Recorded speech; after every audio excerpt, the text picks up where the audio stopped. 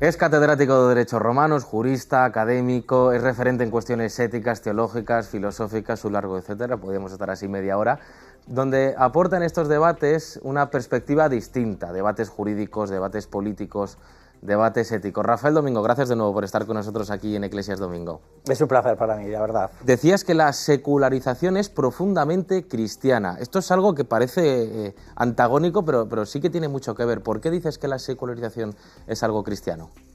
Porque ha nacido en países cristianos. Uno se va al Islam y no existe la secularización. La secularización en Israel es mucho más débil que nuestra secularización.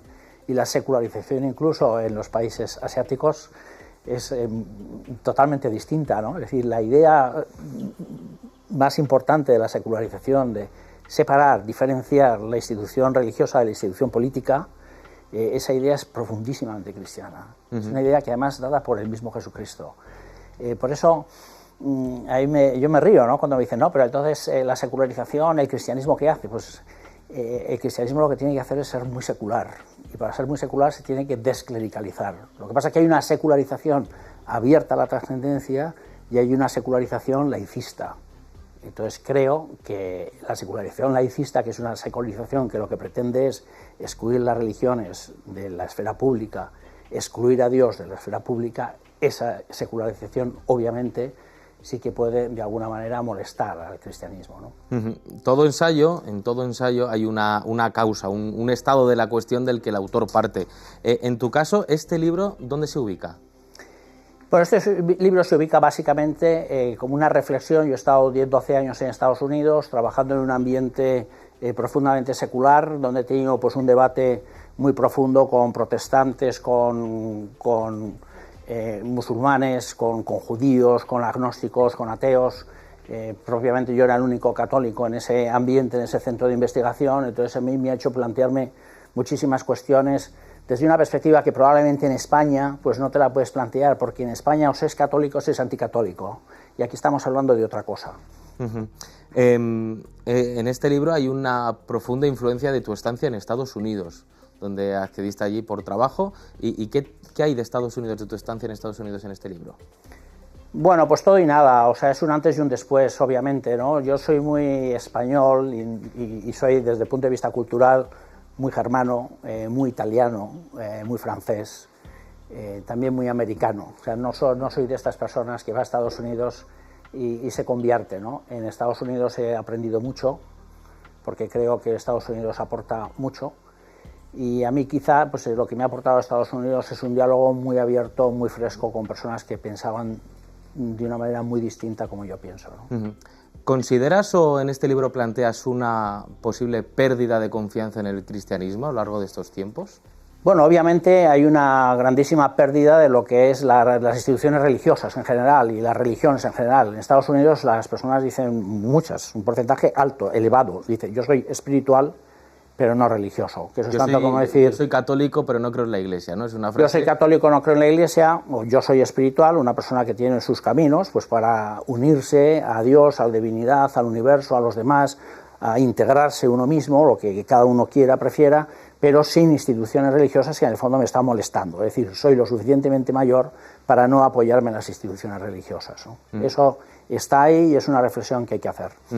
Sin duda, esa reflexión que te planteaba la gente de soy profundamente espiritual también es un riesgo, ¿no? Por la entrada de cierto espiritismo en la vida de una persona, lo cual es algo... Bueno, todas las cosas que hay que temer. Todas las cosas tienen riesgos. Existe una espiritualidad buena y una falsa espiritualidad, ¿no? Eso es una realidad, ¿no? Y esa falsa espiritualidad pues es una espiritualidad que hay que desechar, ¿no? Pero sí que esta frase de soy espiritual, no religioso, pues tiene bastante profundidad, es decir, que hay como una reacción fuerte hacia una religión cultural organizada, donde la espiritualidad más profunda no tiene cabida, ¿no? Yo creo que en el cristianismo es un lugar donde la religión y la espiritualidad se funden. La figura de Cristo, espiritualidad y religión son inseparables, ¿no? Pero creo que desde todo punto de vista sí que es bueno hablar de espiritualidad y de religión como dos perfiles distintos, dos conceptos distintos, de la misma manera que se puede hablar de moralidad y de espiritualidad, o de moralidad y de religión, como cuestiones distintas. Y por eso se puede hablar de la espiritualización de las religiones.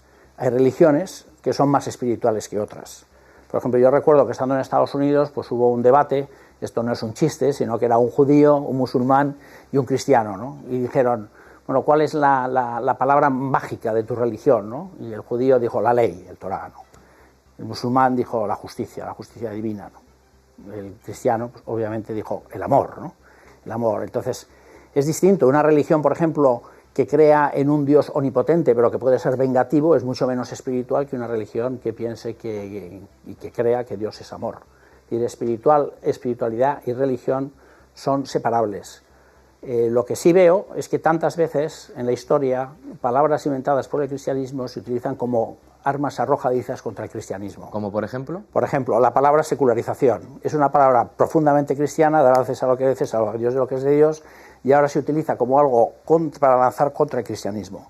Las universidades son una creación profundamente cristiana y tantas veces yo he visto cómo se utiliza como arma arrojadiza contra el cristianismo para decir, si tú tienes una universidad cristiana, tú no puedes tener libertad de pensamiento, ¿se ve? Y no puedes hacer verdadera ciencia porque estás limitado por tu dogma, ¿se ve? O como la palabra espiritualidad. La palabra espiritualidad es una palabra profundamente cristiana de los padres de la Iglesia, nace en el siglo II y se utiliza como un camino directo y una de las patas importantes de la religión, y ahora se utiliza como arma arrojadiza contra la religión cristiana, ¿no?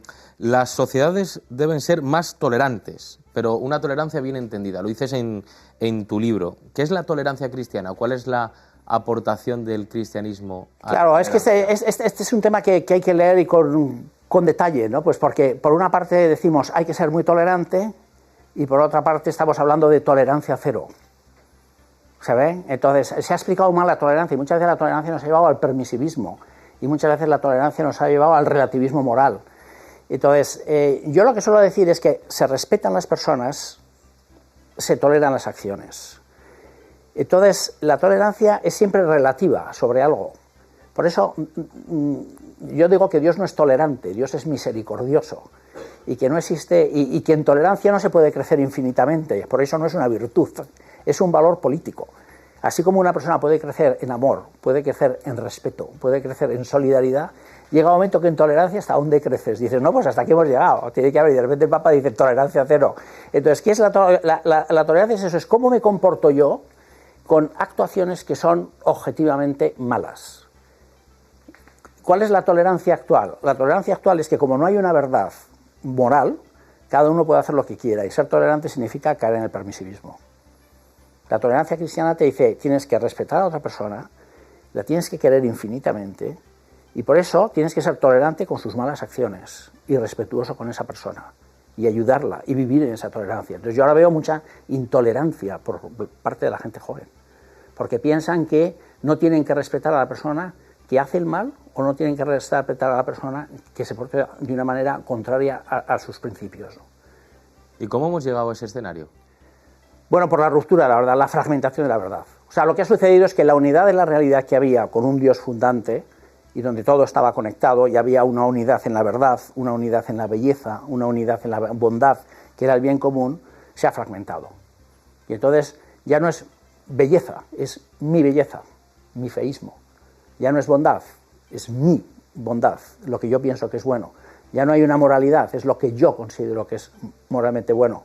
Entonces esa fragmentación rompe la unidad y por tanto rompe la objetividad de las cosas y imposibilita el diálogo.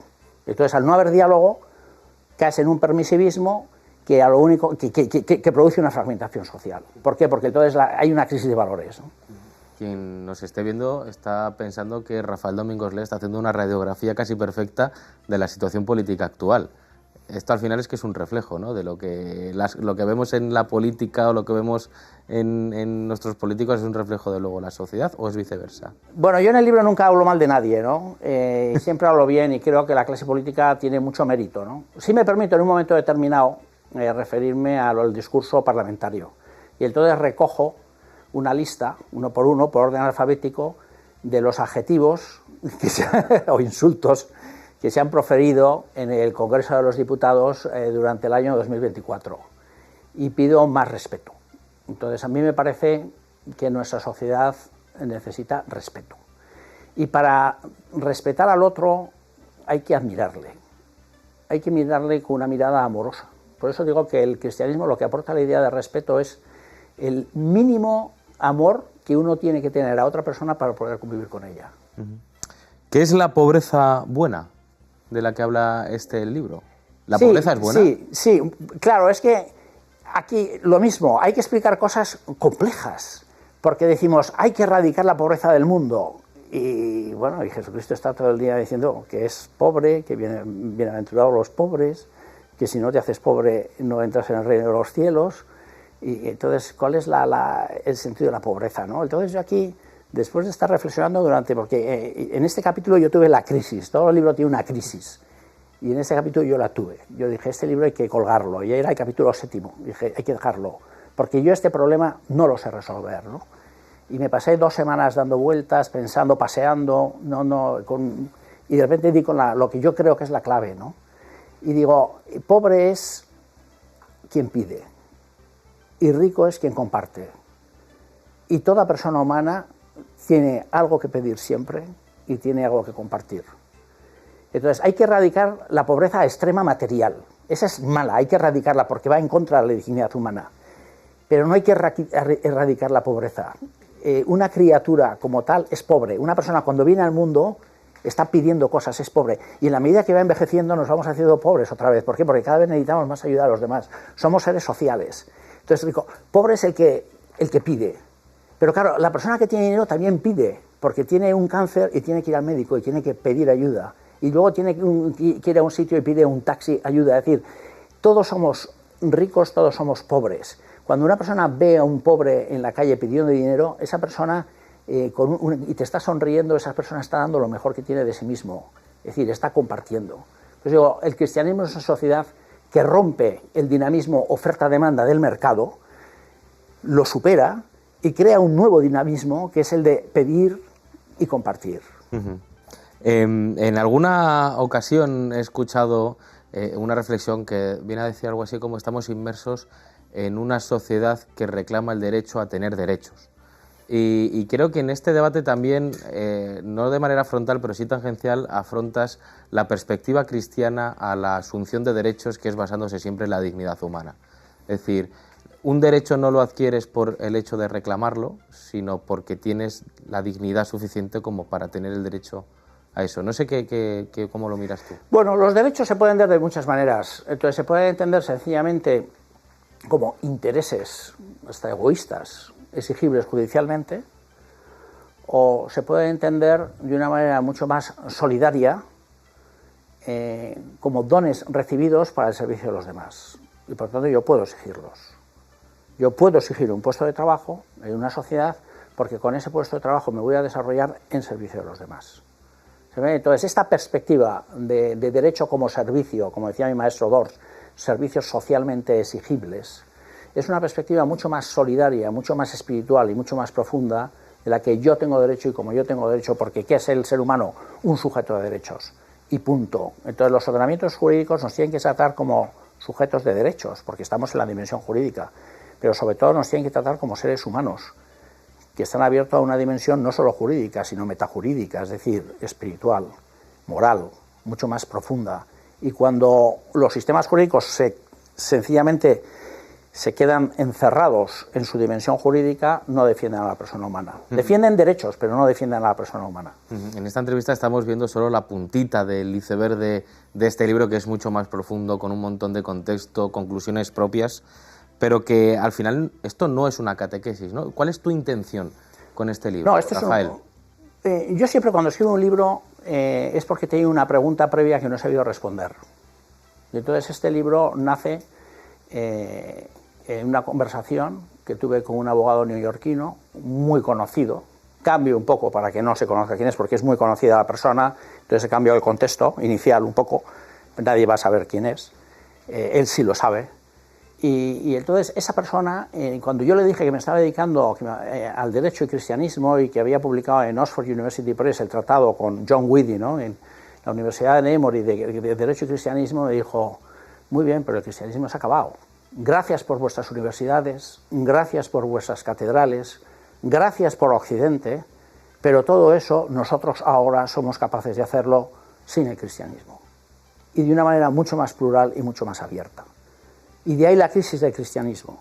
Y de ahí la crisis en concreto, y luego miré los datos en España y vi el fuerte grado de secularización, ¿no? Y entonces dije, aquí, ¿qué está pasando? ¿Qué aporta el cristianismo? Y entonces, cada capítulo es una respuesta. Creo que el cristianismo pues aporta mucho a la era secular. Para terminar, Rafael, gracias por estar aquí. ¿Por qué el hombre necesita a Dios? Porque sin Dios el hombre no es hombre. Rafael Domingosle, muchísimas gracias por estar aquí con nosotros en Eclesias Domingo.